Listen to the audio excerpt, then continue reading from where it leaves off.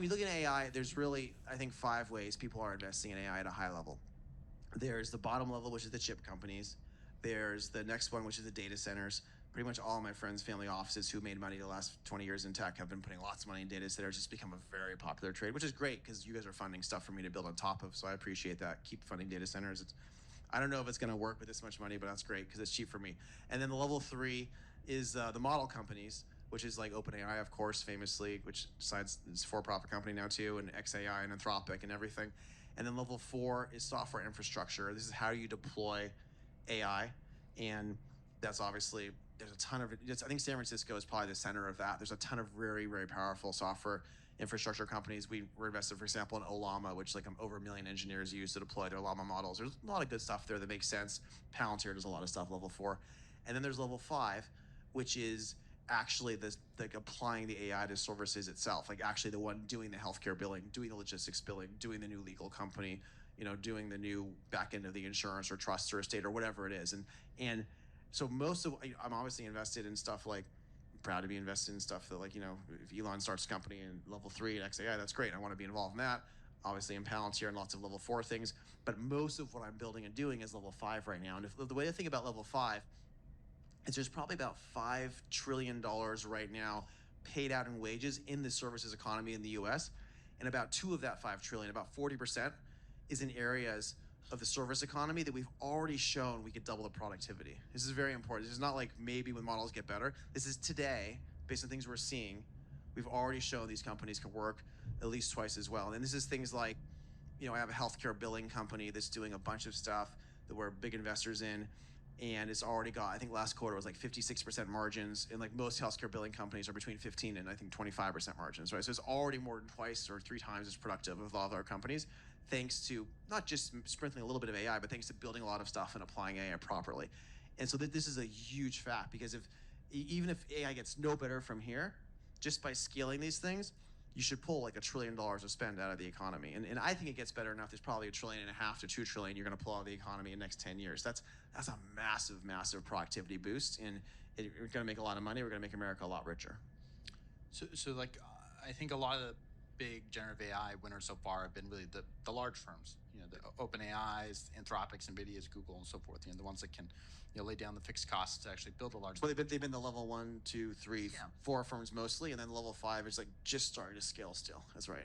Really, and I mean, do you think that it's possible for AI upstarts to really sort of latch on and without getting sort of outcompeted by one of the big guys? Like, I feel like I remember there's one startup that create this video, generative AI model, and then raised $30 million, and then the next day OpenAI builds essentially the same product and releases it. Totally. I think that's very hard. So there's two. I'm going to answer this in 2 ways. First of all, let's just think about the last 15 years of tech to put it in context. So after Palantir, started Adapar, which is a leading wealth management technology company. It's a giant SaaS company. We sold OpenGov this year, which we built, and my friends invested in a bunch of my friends, built a lot of SaaS companies. And the SaaS companies that my friends built in like the early 2010s had a very high success rate. And I could say it's because I'm some kind of genius or something, but what was actually happening with these is the cloud was newly possible. There's new things you do in big data, and our competition was stuff mostly from the 1980s and 1990s. So you can kind of be like, I mean, we have access to the best tech cultures in the world. That's my background. So it's kind of like being a bully. It's like we're taking the very best tech guys in the world and we're going and beating up on these things poor things from 10 or 20 years ago. And by the way, it's good for the economy to do this. It's not like a morally incorrect thing, but you can kind of think of it, you're being a bully versus these old ways of doing things.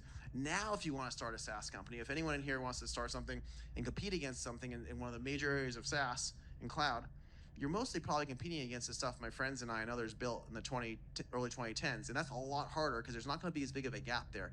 And by the way, all this AI stuff, our companies are going to use it too. So these 10, 15-year-old SaaS companies, they're also using AI. Like, good luck trying to start a new AI SaaS company against them. They also have 300 million of revenue and 1,000 people, and they already have all the customers. So that's really hard. So that's a dumb thing to do. That's really hard. So the question is, what is there to do? So you go back to those 5 levels of AI. A new chip company, that sounds really hard. It's probably possible for a couple EE geniuses to figure something out new, but that's really tough. It's very expensive to do these things. The data center is fine. Everyone's going to invest in that. I'd like you to do that for me. Like, level 3 is like like the only person I would have ever backed with a new one of those was Elon. That's great because Elon is Elon. So of course they're going to back XAI, even though it was a ridiculous price when he started. But whatever, it's Elon, and then he has a top talent. He's probably going to figure it out. But yeah, I would not suggest trying to do that. So the question is level 4, level 5. Level 4 is really hard, and the problem with level 4 is that there will be some things that win, there will be some things that get bought, but it's like the smartest people in the world are all doing it. And you're right, what you just said. Level 3 is trying to eat level 4. All these level 3 companies, they just want to own level 4 themselves. And so it's really hard. Like, how do you do something that OpenAI or X or Anthropic or something is not just going to eat, not just going to do themselves? It is possible, but it's tough, and you better be really the best in the world, and you better be really running fast. And it's not even clear to me yet what has escape velocity and what doesn't. So that's a very fair question.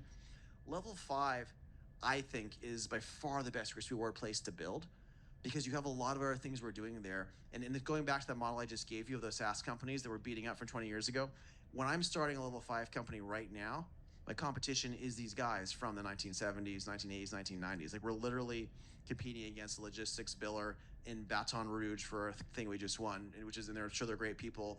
They've been doing this for 50 years, but they just don't have the same ability to build and apply tech the way we do and to service the customer the way we do. And so if you can build a great operational culture, you can compete and win there. And I do think there's moats and barriers to entry at having great operational cultures that build and apply AI. So I think level 5 is a great place to build. I think level 4 for a few geniuses is going to be great, but man, that's hard. I wouldn't want to try to do that.